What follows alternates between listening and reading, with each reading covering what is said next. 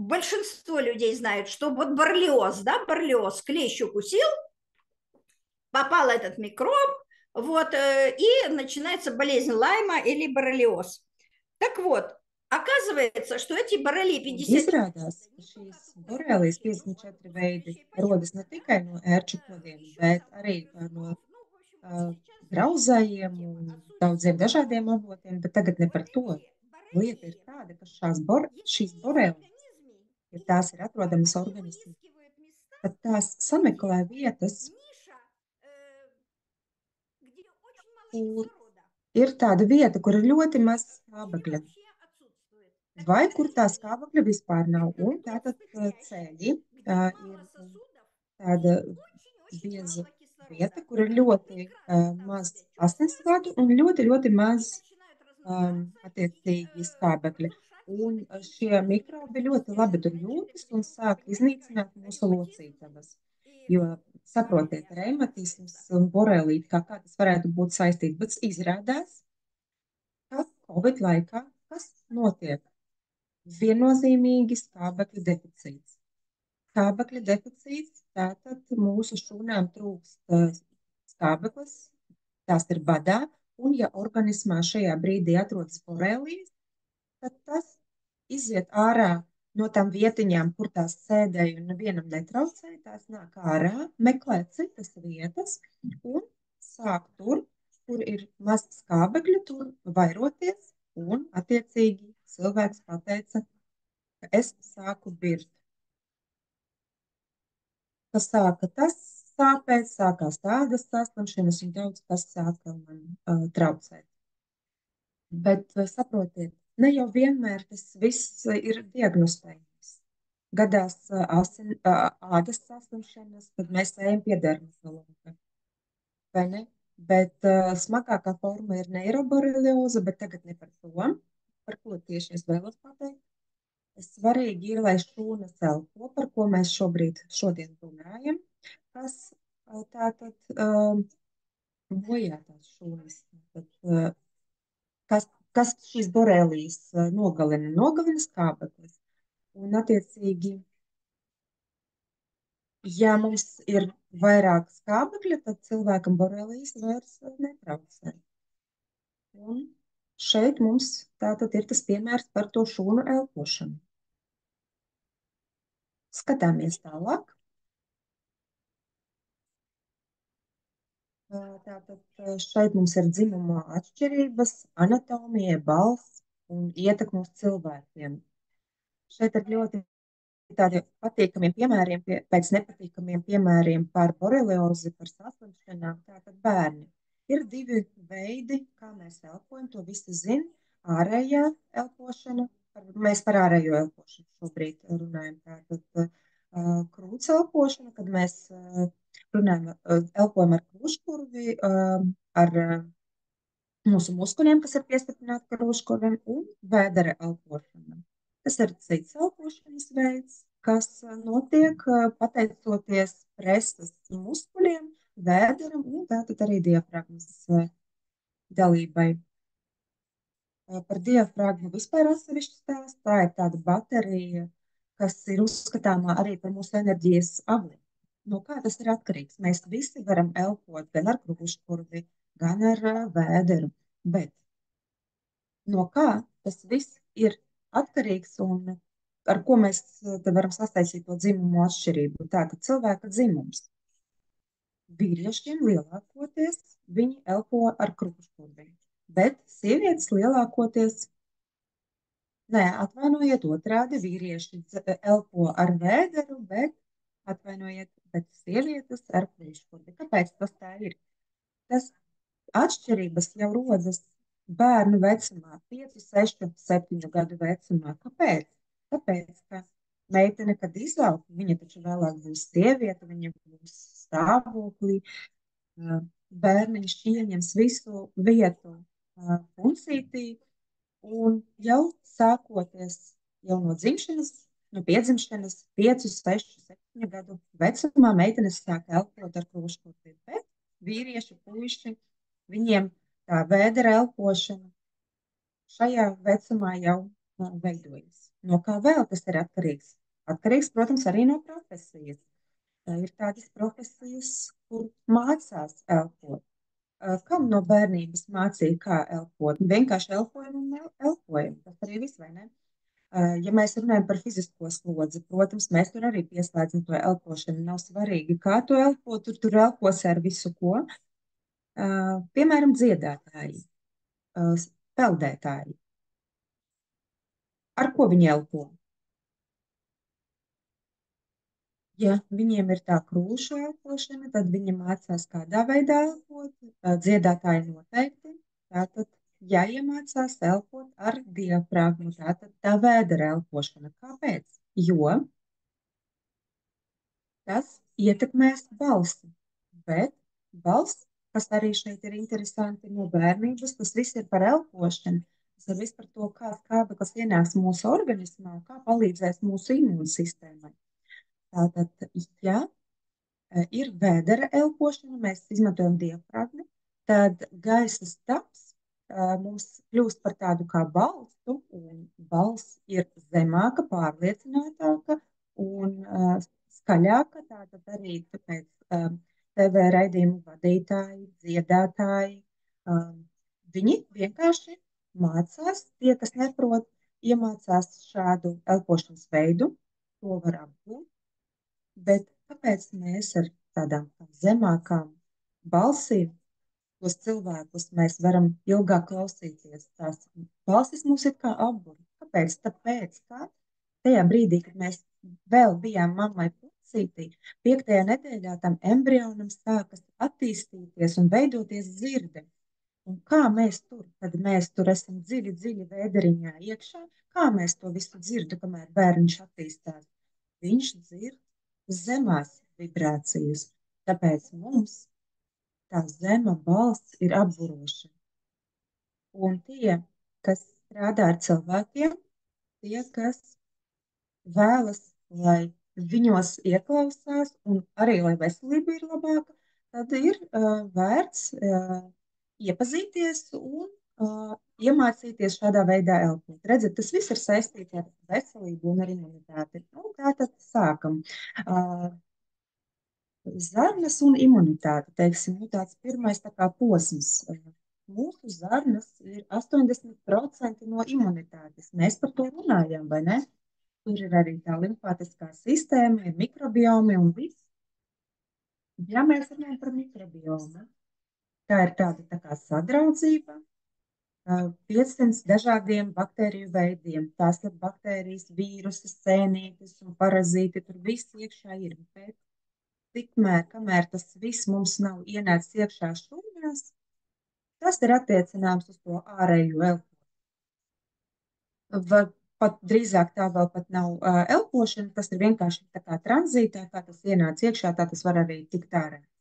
Tātad, kas notiek? Kāpēc? Tur ir 80% no imunitātes. Man vienmēr tas jautājums stāvēja galvā, kāpēc tā? Bet lieta ir tāda, ka mēs neēdam sterilu pārtiku. Tā nesterilā pārtika iekļūst iekšā mūsu organismā. Mēs paņemam ābolu, burkānus, svaigus vai kāpostus. Nav svarīgi. Mūsu organismā nonāk ļoti daudz kā nesterila. Un tāpēc mums ir jāpastiprina ne tikai tie 80% no imunitātes, bet papildu piešķirt vēl kaut kādu to reģionālo imunitāti mūsu personīgai. Un tāpēc daba jau miljoniem gadu, tā visa mūsu imunitāte ir veidojusies. Un tad novēroja tādas šūnas panēta. Šis ir tas zinātnieks, kurš atklāja šīs šūnas, Jozefs Panets. Tātad paneta šūnas, tā ir papildu reģionālā imunitāte. Kas tur notiek? Papildu antibakteriāla aizsardzība. Vēlreiz atkārtošos, ka mēs ēdam nesterilu pārtiku. Mēs ēdam visu kaut ko, un viss kaut kas iekļūst iekšā mūsu organismā. Tālāk notiek tā uzsūkšanās. Un tā zarnu barjera, tā ir principiāli svarīga lieta mūsu imunitātei un turpmāk arī mūsu veselīgas elpošanas lieta. Kāds ir uzdevums? Novērst, lai asinīs mums nonāk kas? viss baktērijas, dažādi, dažādas kaitīgas vielas, lai nekas slikts nenonāk mūsu asinīs. Bet gadās tādi stāvokļi, un tas stāvoklis tiek saukts, kad tātad zarnu sieniņu hermētiskums bojājas, un vēl visu laiku jāatceras paralēli, ka skābeklis ienāk iekšā šūnās, bet daudz kas cits, kas nav svarīgs un nav nepieciešams, tas viss tiek izmests. Izņemot to visu, kas mums ir iekšā zarnās bijis iekļuvis.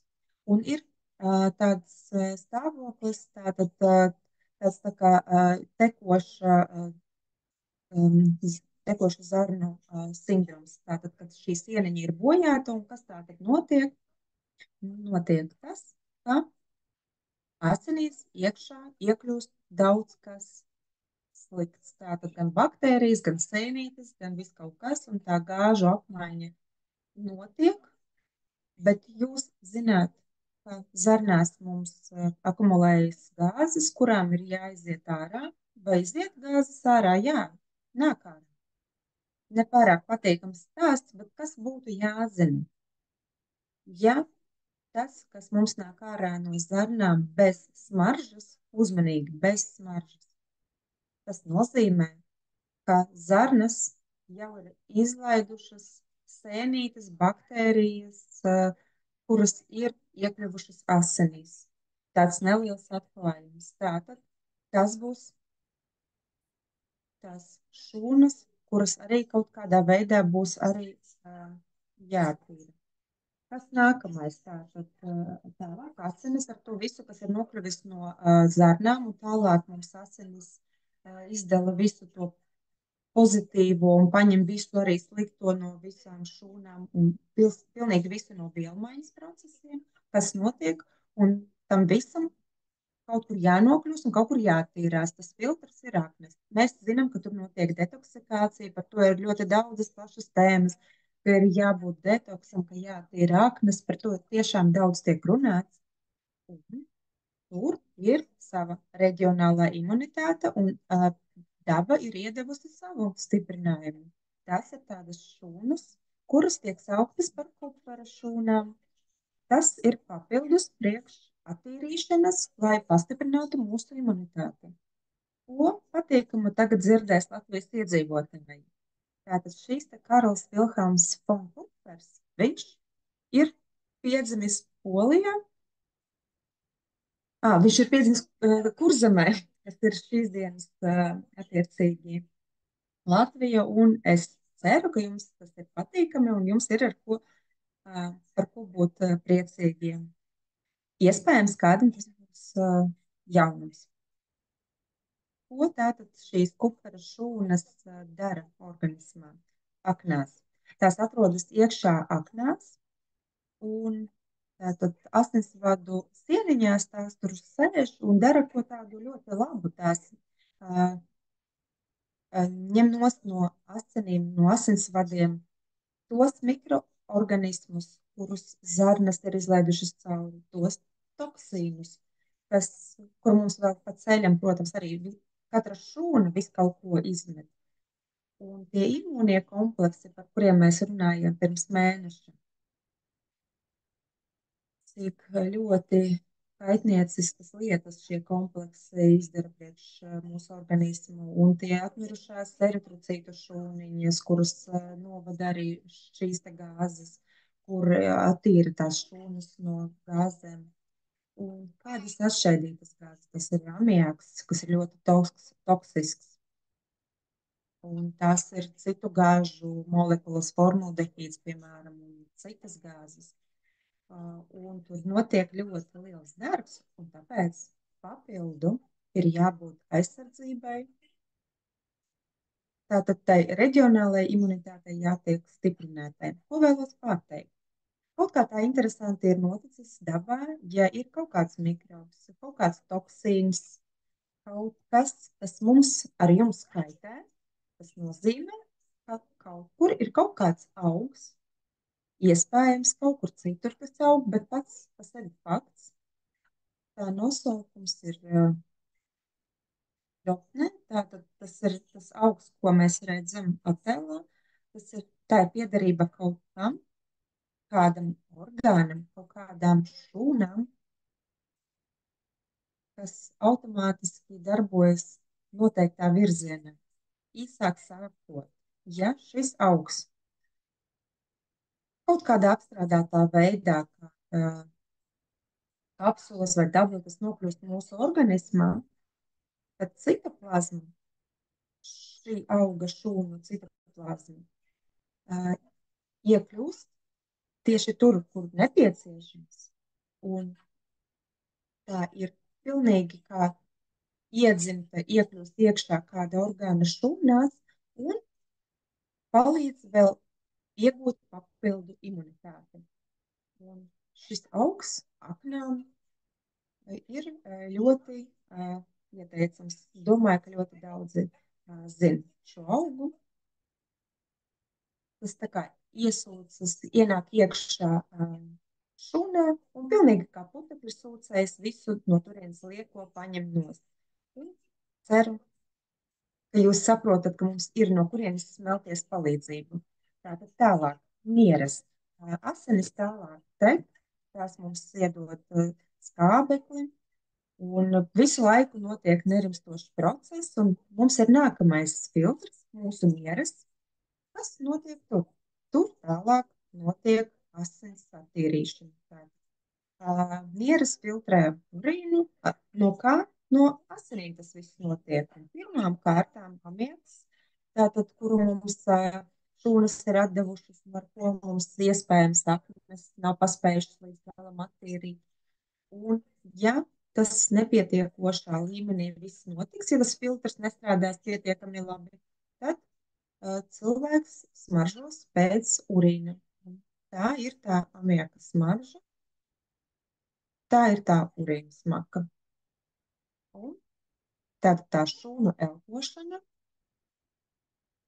tieši notiek nierēs, lai nieres varētu to visu izvadīt ārā. Princips ir līdzīgs. Tātad skābeklis no asinīm paņem šūnas, atdod un citu starpā arī tos metabolismu produktus. Ja šie noardīšanās produkti netiks pietiekami labi izvadīti, tad ārēji kā tas izskatīsies? Mati būs blāvi, kritīs ārā, lūstoši būs. Āda tātad lobīsies, zem acīm būs melni loki. Un šis te filtrs, nieres, kas acīm redzami tad netiek galā ar to slodzi, kura uz tām gulstas. Tālāk, kas būtu jāatceras? Nieres pastāvīgi, tam visu laiku ir nepieciešams divas lietas. Tie ir minerāli un enerģija. Nierēm ir nepieciešama enerģija un minerāli. Minerāli visi, itin visi, lai jūs zinātu, tie visi minerāli ir šķīstoši ūdenī. Un tāpēc tieši nieres to visu, jūs zinat, izvada sāls no organisma ar urīnu. Un tur visu laiku ir nepieciešama minerāla klātbūtne un enerģija. Un ja kaut kur pietrūks enerģijas kādam orgānam, tad ticiet man, tie aizņemsies šo enerģiju no nierēm, bet nierēm ir ļoti nopietna loma, kas ir jāizdara nierēm. No vienas puses ir jāizvada ārā visas toksiskās vielas, kuras šūnu elpošanas procesā mums ir nonākušas tur, bet no otras puses, lai ar urīnu mums neiznāktu ārā tas viss, kam ir jāpaliek organismā. Tas ir tāds ciets, caur kuru viss kaut kas var nākt ārā. Nierēs ir vislielākais tātad minerālu krājums un, kā jau teicu, enerģijas krājums. Un šis enerģijas krājums ir nemitīgi jāpapildina, jo īpaši tas notiek ar vecumu un, kad ir kaut kādas saslimšanas. Austrumu medicīnā nieres vispār sauc par pirmo māti. Māti, iedomājieties, cik svarīgi. Un tātad šeit attēlā, ko mēs te redzam, tātad arī tādu augu, kas mums palīdz nokļūstot iekšā organismā, kā mums tās šūnas, kā magnētiņš savilksies, un kas tas mums ir? Tas mums ir dzērvenes, kuras ir šāds te augs, kas palīdz mūsu mierēm. Tur ir noteikta viela, kas ir anticianīdi. Tas ir tās vielas nosaukums, kas tieši ātri palīdz mierēm tikt vaļā no visām baktērijām un urīna novadīšanas to produktu sieniņas palīdz mums tikt vaļā no dažādiem toksīniem. Kas vēl? Ko vēl vēlos piebilst? Jo, ņemot vērā, ka mums ir pavasaris, es nevaru nepateikt par to tādu indīgu kā nitrāti un nitrīti. Nitrīti vispār ir attiecināmi uz otro toksiskumu pakāpi, no kurienes mēs tos ņemam. Organismā iekļūst nitrāti, tur notiek šis process, un tie pārtop par nitrītiem. Un šie te nitrīti tie savienojas ar asins hemoglobīnu, un skābeklis vairs neiekļūst hemoglobīnā iekšā, un notiek šūnu bats. Kā rezultātā, kas notiek? Ja ir daudz iekļuvis, tad būs nitrītu saindēšanās. Bet vispār, ja bieži un daudz iekļūst, tad tas ir slikti, jo tas ir ceļš arī uz onkoloģiju. Kas un no kurienes? No kurienes ņemas tie nitrāti? Tātad pavasarī visi zaļumi no siltumnīcām, augi un dārzeņi, pilnīgi tas viss, kas mums garšo, kas mums patīk, pirmās bietas, pirmie burkāniņi, bet tas viss kā reiz ir bagāts ar šiem te nitrātiem.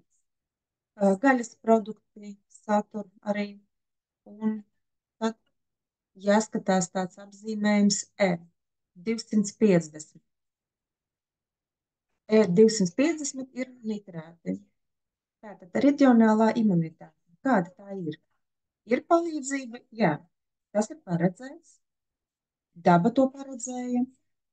Tas ir ferments, esterāzes ferments. Kas tas ir par fermentu? Tātad, kad rodas iekaisums, tātad urīnceļu iekaisums, tad organisms izmet ārā daudz leikocītu, bet no leikocītiem iznāk ārā šis ferments, un viņš cīnās ar šīm baktērijām, mikrobiem, toksīniem. Šāds stāsts mums sanāk tāds savs reģionālās imunitātes pastiprinātais. Vai tas ir labi vai slikti, kad ir daudz leikocītu?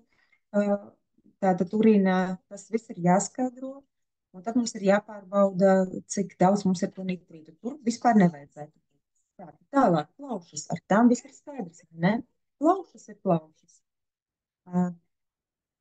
Elpa, ko mēs izelpojam, kas mums sakrājas visu ogliskābo gāzi, un cik mums te ir gaistošo savienojumu? Tagad tas skaits 400 savienojumu, kurus mēs izelpojam. Un saprotiet, ka tas notiek arī tā, ka ļoti svarīgi ir, lai visi filtri visos posmos, visos līmeņos strādātu normāli. Tāpēc mūsu uzdevums ir palīdzēt savam organismam. Kāds ir tas atbalstošais augs šeit? Šeit ir labs slaids, jo zaļumi ir kas? Zaļumi ir chlorofils. Tas ir tā fitomediācija, fitosanācija, kā notiek organisma attīrīšanās. Mežus sauc par mūsu planētas zaļajām plaušām. Tāpēc tā. Āda. Tātad mēs esam tikuši līdz ādai, un laiks mums rit ļoti ātri. Tātad, ja mēs runājam par ādu, tā ir arī viena no mūsu barjerām, kurai arī ir sava personīgā reģionālā imunitāte. Tas ir liels orgāns. Āda tiek uzskatīta par lielāko mūsu organismu orgānu. Un atkārtošos vēlreiz, miera stāvoklī 3% no elpošanas āda paņem uz sevi. Izvadīt, novadīt dažādus toksīnus. šeit mums ir parādīts zelta puisis. Es nezinu, ir tāds mīts vai leģenda vai kas, bet laikam arī iespējams vēsturiskais fakts, kādai pilsētai ir emblēma zelta puisis, un kad svinēja pilsētas svētkus, tad izvēlējies viskaistāko bērnu, zīmēja krāsot viņu zelta krāsā, un kamēr tātad visa tauta svinēja, tad tas bērns mira no saindēšanās no toksiskām vielām, tātad amiaks, formaldehīds un daudzas citas gāzes, kuras ādai būtu jāizdala. Kā āda to dara? Āda to izvada arī no porām, protams, amiaks no porām nāk ārā. Un tagad, ja viens no ķēdes posmiem, ko mēs nosaucām tātad plaušas, nieras, zarnas, aknas, ja kāds no posmiem netiek galā, tad tā pamata imunitāte plus reģionālā imunitāte, tad rodas kas? Tad rodas tā nepārāk svaiga elpa, kas dažreiz mums arī parāda, kur ir tā lieta un kas tieši kait mūsu organismu. Protams, ar vecumu var arī visi šie posmi, visi šie filtri šajā ķēdē tā kā nedaudz nogurt. Un varbūt kāds viens no posmiem mums būs tas vājais posms, bet mēs ar jums esam tik spēcīgi, cik spēcīgi ir mūsu ķēdes vājais posms, cik ir spēcīgs. Bet arī jauniem cilvēkiem mēdz būt dažādas problēmas, jebkuros orgānos. Mūsu uzdevums ir tāds, ka mums ir jāpalīdz pašiem sev, lai mūsu organismā tas viss, ko katra šūna mums izelpo, tas viss, ko tās atdot, lai mūsu filtri lieliski nostrādātu. Tātad šeit, protams, ir ko pastāstīt, bet mums nav īsti daudz laika, ko es vēlos pateikt. Šie tātad sudraba juvelieru izstrādājumi. Daudz noteikti ir dzirdējuši, ka dažādiem cilvēkiem ar sudrabu ir dažādas attiecības. Vieniem patīk sudrabs un ļoti labi viss notiek. Citiem sudrabs paliek melns. Protams, pamatā ir ķīmiskās reakcijas, bet tās ķīmiskās reakcijas ir saistītas ar sērudiņradi. Bet sērudiņradis ir arī gāze. Un no kurienes mēs to paņemam? Tātad tas ir atkarīgs gan no gaisa mitruma. Bet es vēlētos pakavēties pie tādiem momentiem, par kuriem iespējams ne visi zina. Tā ir krēmu lietošana un kosmetisko līdzekļu izmantošana, kas satur sēru. Ir tādas zāles, kuras medikamentozi tātad uzņem, un šīs zāles mums arī kā sērudiņradis nāk ārā no organisma. Un vēl viens. Ir cilvēki, kuriem patīk iet dušā, citiem vannoties. Un tad sākumā pirms vannošanās iztīra vannu ar tīrīšanas līdzekļiem, tad karstais ūdens, un tad attiecīgi sērudiņradis ir nodrošināts uz ādas, un tad uzvelks, paņems visas savas rotas, un tās visas kļūst melnas. Protams, tas ir atkarīgs arī no proves, no sudraba proves, bet ko es vēl vēlos pateikt, tas vēl ir atkarīgs no tā, ko mēs ēdam. Mums ir produkti, kas satur sēru. Uzmanīgi! Sērs ir ļoti nepieciešams mūsu organismam. Tātad tas ir nepieciešams amīnoskābju būvei, celtniecībai mūsu organismā, bet tam ir jābūt nedaudz vairāk, un tam ir jāneutralizējas tajos posmos, par kuriem esmu stāstījusi. Imunitātei ir jāstrādā katrā ķēdē, tātad jātiek vaļā no sēra pārliekām, lai tas neuzkrājas. Bet sērs, iedomājieties, ja mēs sērudiņradi izelpojam, tad tas nozīmē, ka mēs kaut ko nesvaigu tā kā izelpojam. Produkti, kas satur sēru, es jums to pateikšu.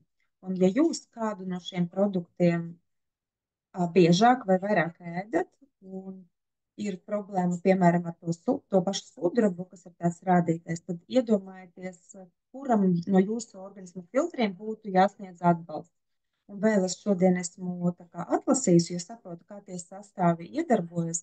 Tātad esmu izveidojusi veselu programmu, lai viennozīmīgi katram filtram palīdzētu jūsu veselībai. Un plus arī svaiga elpa. Tātad produkti, kas satur sērudīnraža vielas. Tie ir jūras produkti, dārzeņi, visi sīpolu veidi, tad arī kāposti baltie, brokoļi. Šodien ir modē brokoļi, vai ne? Jā, brokoļi ir veselīgi, bet ko vēlos pateikt? Jums garšo, bet, lai tiktu vaļā no sēra pārliekā daudzumā, tad vienkārši jāatvaicē dārzeņi. Tālāk rūkola, tātad puķkaposti, ķiploki. Paši zināt, kāda ir smaka ķiplokiem. Par to mēs vēl parunāsim. Tur es vēl nedaudz arī pateikšu. Kā izdarīt, lai būtu vairāk tā lietderīga, nevis tā, kas mums tā kā kaitē. Tātad olas arī satur sērudinrādi, banāni, ananāsi, arbūzi, rieksti un dažādas sēklas. Un tālāk mums ir tie individuālie aromāti, elpošana un veselība. Visas smakas, smaržas mēs varam tās sadalīt nosacīti uz tādām, kas ir noturīgas smaržas un nepārāk noturīgas. Pie tām noturīgajām mēs attiecinām produktus, kas satur sēru. Tālāk alkohols. Skaidrs, cilvēks ir ieelpojis, kā viņš elpo. Nu, lieliski, vai ne? Apkārt viss ir sterils. Tālāk tabakas smaka un ķiploki. Par ķiplokiem vēlos dažus vārdus pateikt. Lieta tāda, ka ķiploki, protams, ir ļoti labi. Un visi zin, kad sākas tātad pavasara, rudens vīrusu sezonas, tās visas infekcijas, ko mēs sākumā izmantojam ķiploku. Ķiploku smaržu katrs atcerās, vai ne? Protams, tā ir īslaicīga, bet ne tik un tā. Un ja mēs te atkal, interesanta lieta, ne visi zin, kā ēst ķiplokus, lai iegūtu to labāko no ķiplokiem, to lietderīgo. Cilvēks domā, apēdīs ķiplokus un tie tagad nogalinās visas baktērijas un vīrusus, bet izrādās, kā pareizi lietot uzturēt ķiplokus. Sasmalcināt, nav svarīgi kā, vai ar nazīti, vai ar ķiploku to smalcinātāju, bet svarīgākais, ka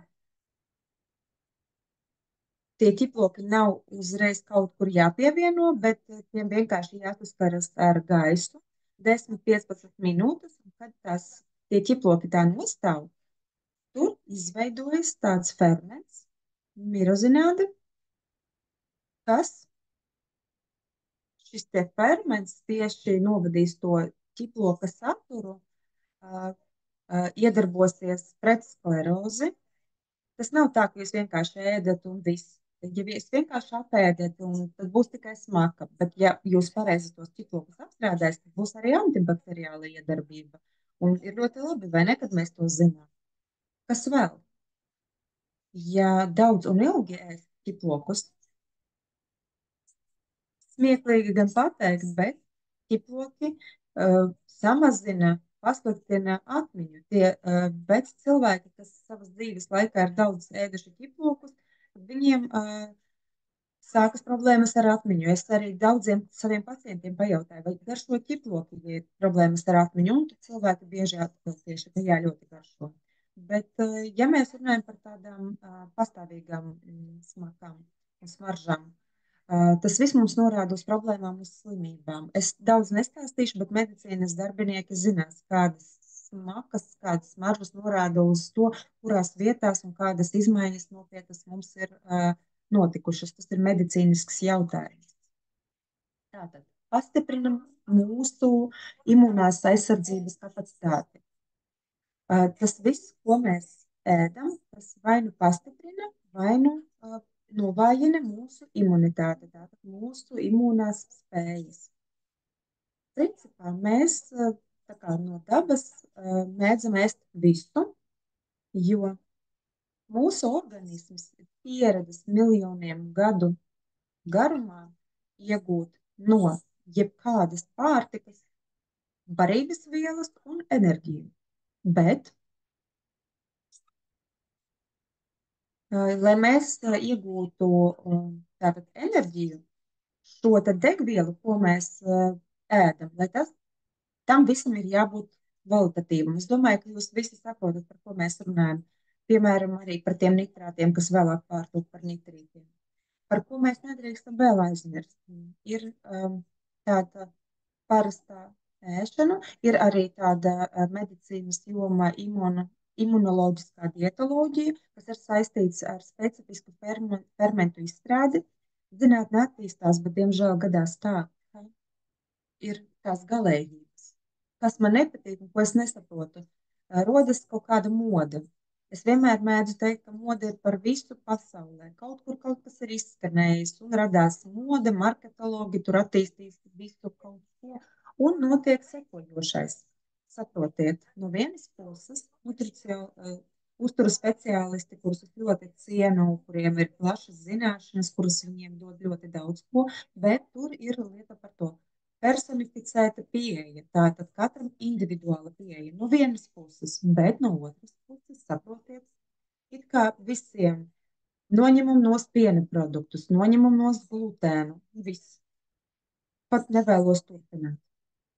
Pastāv kaut kas tāds kā individuāla ēšanas ieradumu ieviešana. Tas ir saistīts ar nacionālajiem jautājumiem, ar ieradumu. Bet, protams, mēs varam paņemt enerģiju no visiem produktiem, tātad no jebkuriem produktiem, kas satur uzturvielas, pilnīgi no jebkā, kas atrodas mūsu šķīvī, bet nevienmēr un ne katram tas viss der.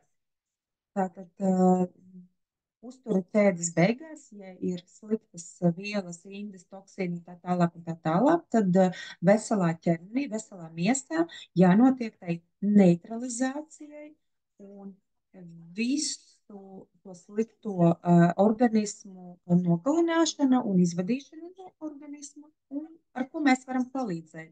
Ar pilnvērtīgiem sastāviem. Un jo vecāks ir cilvēks, jo vairāk un biežāk viņam ir nepieciešami produkti, kas ir bagātīgi ar antioksidantiem un mikronutrientiem. Arī, protams, ir jābūt tajā sastāvā, bet uz šodienu jūs, protams, zināt, kādi mums ir tie pārtikas produkti. Ir ļoti liela dažādība, bet par kvalitāti, nu, ir tā. Tātad mūsu šūnas ir tādas paēdušas, bet badā. Tātad, kas mums ar jums ir jāatcerās? Tā šūnu elpošana. Parasti mēs runājam par dažādiem toksīniem, kas nāk no ārpuses, bet kad mums kaut kādā veidā ir jāpalīdz mūsu šūnām, par to man šķiet neviens arī īsti tā bieži nerunā. Tātad pirmais mūsu filtrs - zarnas. Pirmā palīdzība. Zarnās taču ir tie 80% no imunitātes, bet mums jebkurā gadījumā jāatbalsta zarnas, jo veselība ir veselīgas imunitātes pamatā. Tātad, paņemot divas baltās kapsulas, baltā krāsā kapsulas satur tā sauktos simbiotikus. Kas tas tāds? Šobrīd vēlos pateikt, iespējams, kāds kaut ko jaunu šobrīd atklās priekš sevis. Tas ir maisījums ar probiotiķiem. Tie ir tādi mikroorganismi, kuru ir 9 miljardi koloniju veidojošās šūnas.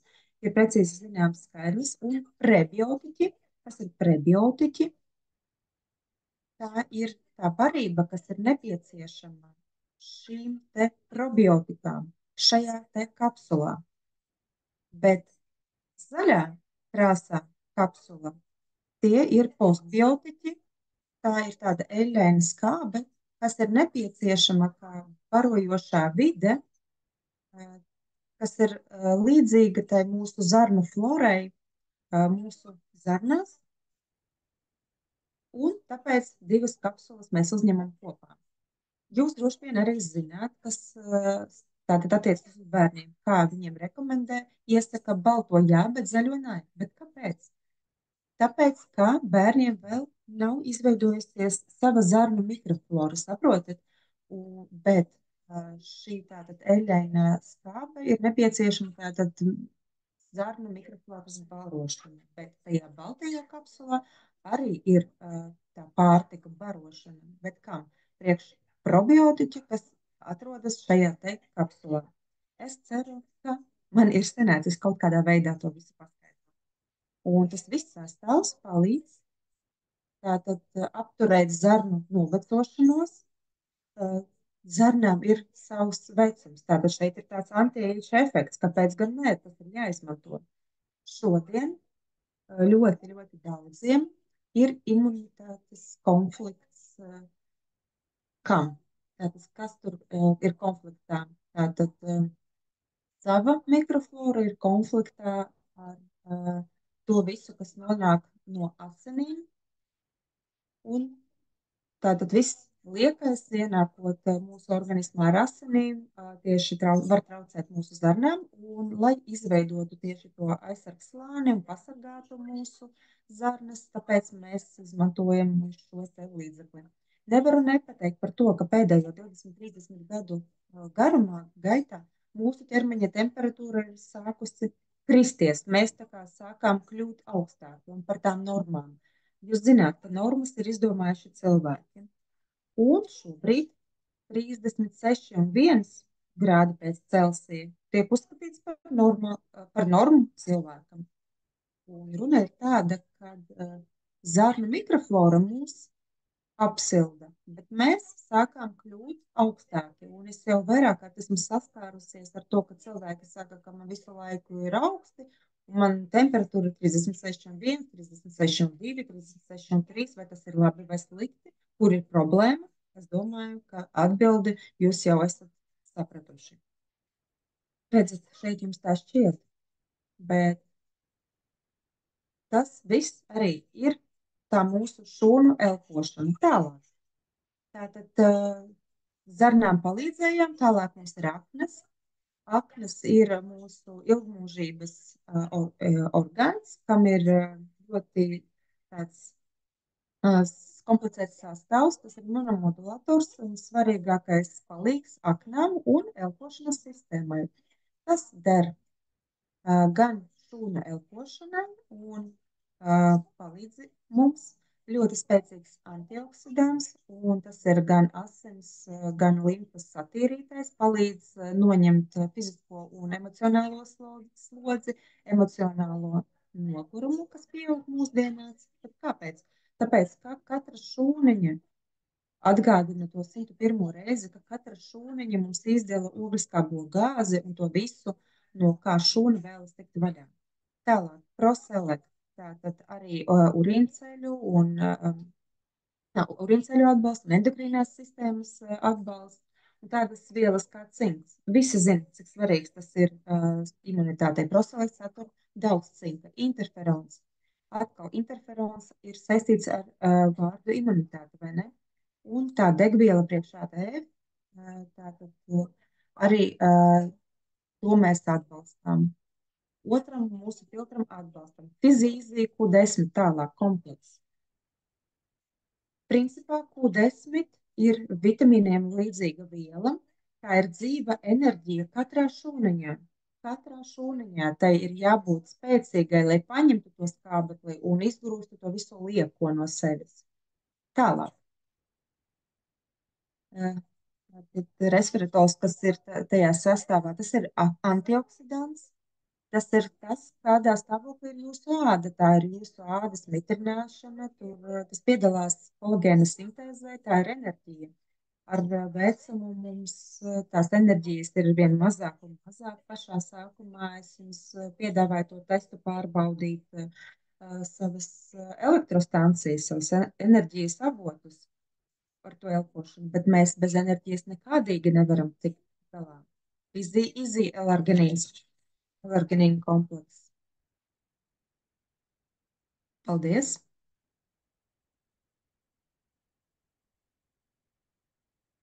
Tā, enerģija.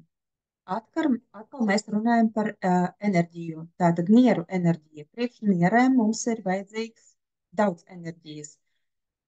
Tas ir otrs mūsu enerģētiskais sponsors, un ar vecumu mēs zaudējam tādu to jaudu. kā darbojas mūsu enerģētiskie kompleksi. Kāpēc? Jo mitohondrija kļūst vecāki un tie bojājas, un pats organisms vispār tā kā vairs neizstrādā pietiekoši daudz enerģijas. Kas ir vērtīgi un par ko vajadzētu padomāt? Tas elarginīns ātri atbrīvo skābekli. Cik svarīgi tas ir, vai ne? Cik svarīgi tas ir tieši šūnu elpošanai. Un tā ir tā mūsu aktīvā pozīcija. Jo attīra asinis, atcerieties, es jums stāstīju par šīs dienas to problēmu, par tām dažādām boreliozēm. Skābeklis tās iznīcina. Ja kaut kur mūsu organismā ir šis mikrobs, un ja vēl izslimots Covid, un ja plus bija kādreiz ieklodusi ērce, nu tad vienkārši tas ir nepieciešams. Tāpēc, ka situācija tāda, kāda ir šodien, tas mums visiem ir ļoti nepieciešams. Tātad ātrā piegāde uz šūnu, tātad skābeklis tiek nogādāts pateicoties patentētam sastāvam, tātad bioperini, kas ir dabīga viela, un tas viss sniedz mums iespēju uzturēt mūsu miesu, mūsu ķermeni tādā tiešām labā stāvoklī. Kāpēc? Jo ne tas, kā parasti runā par orgāniem un sistēmām, bet šeit runa ir par katru šūniņu. Tātad ženšteņi. Atkal.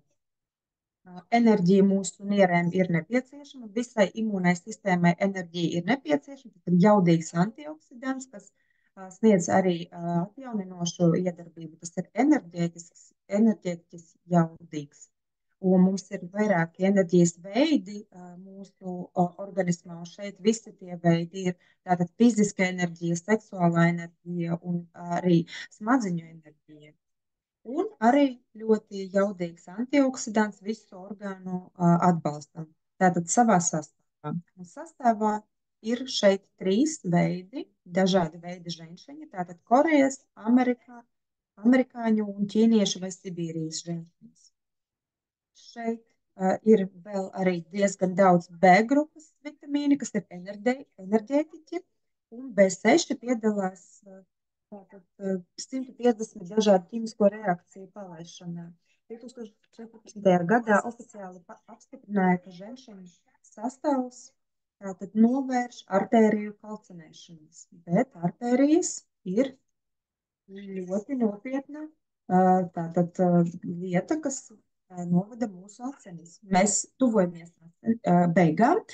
Tātad šeit mēs tagad parunāsim par klorofilu.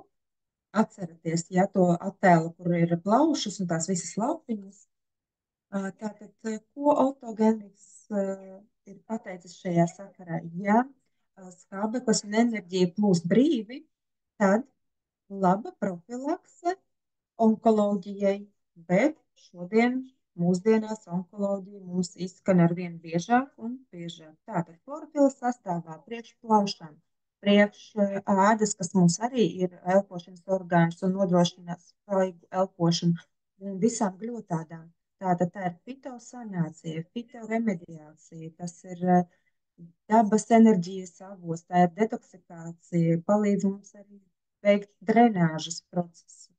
Drenāžu visiem limfmezgliem, visiem limfu vadiem, jo tur atrodas tāds jaudīgs sastāvs, kura nosaukums ir chlorofilīns, kas ir neaizstājams pie anēmijas. Jūs atceraties, ka tieši eritrocīti novada mūsu tās gāzes un kas paņem to visu no šūnas, kas ir jāizdala ārā.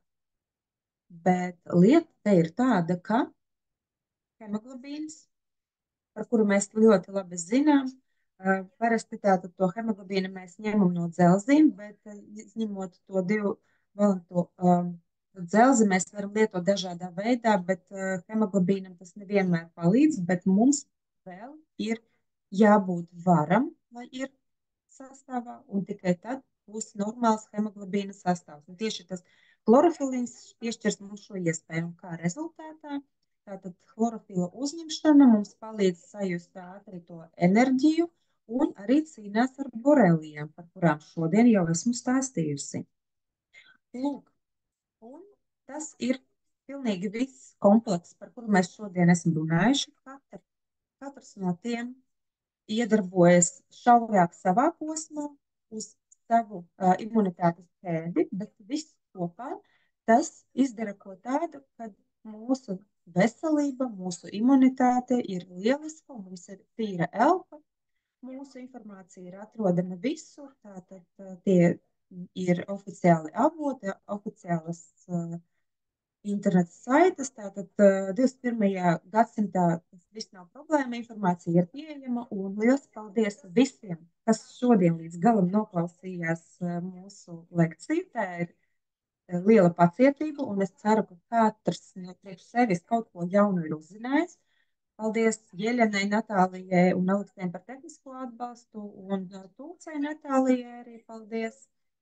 Natālija šodien mums ir pirmo dienu, ļoti patīkami, un kas būtu jāatceras? Jāatceras, ka atgādina vienkārši pavasarī uz imunitāti gulstas ļoti liela slodze, un to atbalstīt mēs varam paši. Tas viss ir mūsu rokās. Kā tas izpaužas? Tātad tas ir dolājums ar saviem uztara bagātinātājiem un vienkārši priecājamies par dzīvi un jūsu zināšanas. Lielas paldies un uz jaunām tikšanās reizēm!